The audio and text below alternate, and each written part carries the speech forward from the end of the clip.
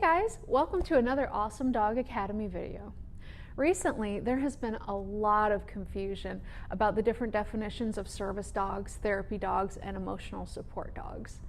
This confusion has been compounded by recent changes in the laws, owners wanting to spend more time with their pets, and a lack of education about what each individual term means. The terms service, therapy, and emotional support are not interchangeable, so we hope this video helps clear things up.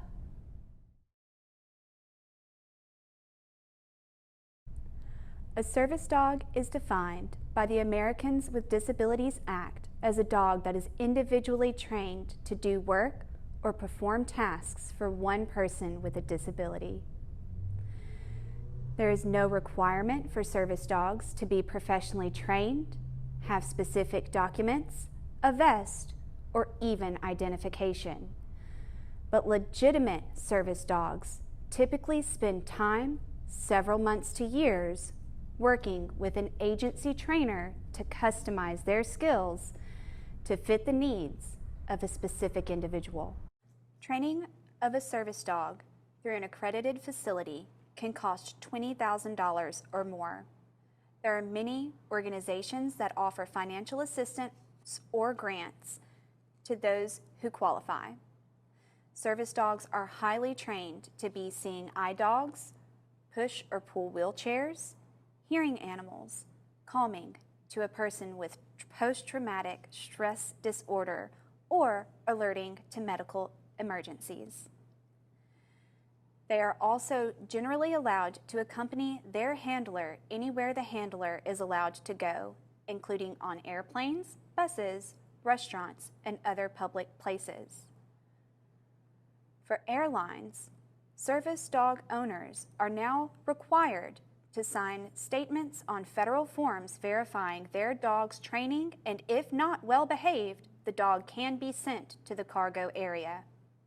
There's no national or government-approved certification for service dogs, so don't bother asking for someone to give you proof that their dog is a genuine service dog. In situations where it is not obvious that the dog is a service animal, staff may ask only two specific questions. 1. Is the dog a service animal required because of a disability? 2. What work or task has the dog been trained to perform? You cannot ask about the person's disability, require medical documentation, require a special identification card, or training documentation for the dog, or ask that the dog demonstrate its ability to perform the work or task. In short, a staff member has to take the dog handler's word for it. A person with a disability can only be asked to remove his or her service dog from the premises if the dog is out of the effective control of the handler or the dog is not housebroken. When this is the case, the staff must offer the disabled person the opportunity to obtain goods or services without the dog present. Staff or businesses cannot charge extra fees or treat a person with the disability less favorably than other patrons because of their service dog, but staff workers are not required to provide care or supervision to a service animal. Allergies or fear of dogs are not valid reasons for denying access or refusing service to people with service animals. Service dogs are not pets. They are working animals, and this is difficult for some people to understand because the service dog may look just like a dog that is a pet. A person should not approach, interrupt, or try to pet a service dog that is working in public. Service animals in training, however, are not considered to be service animals by the ADA. Dogs in training get no special privileges because, under the ADA, the dogs must already be trained before they can be taken into public places.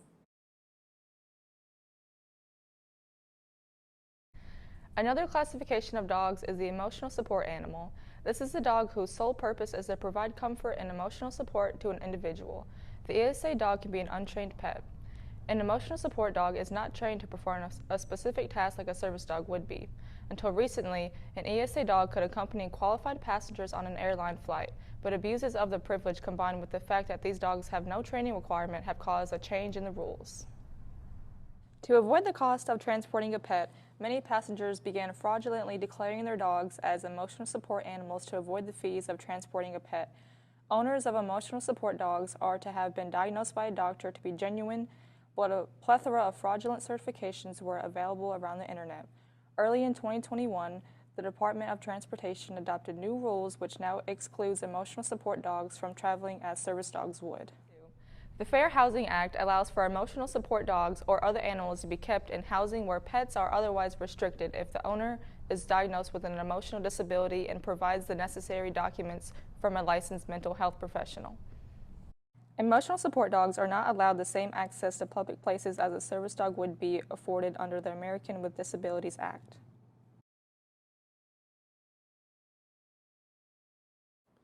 Therapy dogs are another category different from service dogs and emotional support animals. Like service dogs, therapy dogs undergo significant training and evaluations, but rather than being trained to work with one individual in dealing with a specific task, a therapy dog is trained to be comfortable in a wide range of environments and with a variety of people to offer them emotional support, comfort, and physical therapy or achieving educational goals. Facilities where a therapy dog visits typically require the dog to be certified by a national therapy dog organization, many of which provide insurance when the dog is on visits. Like emotional support animals, therapy dogs are pets and form a team with their owner to do volunteer work in places they are invited, such as hospitals, nursing homes, schools, and court offices. Therapy dogs are not afforded all-access stature under the Disabilities Act like service dogs, nor are they considered emotional support animals under the Fair Housing Act. Some states do allow for therapy dogs to travel on public transportation to and from scheduled therapy visits. Also, therapy dogs have no special privileges on airlines. It is generally encouraged by handlers to pet therapy dogs, but unless the dog is presented to you by the handler, you should always ask first. Distinguishing therapy dogs, service dogs, and emotional support dogs from the family pets can be a challenge. They all serve a purpose. Ultimately, the owners and handlers are responsible for knowing and following the rules.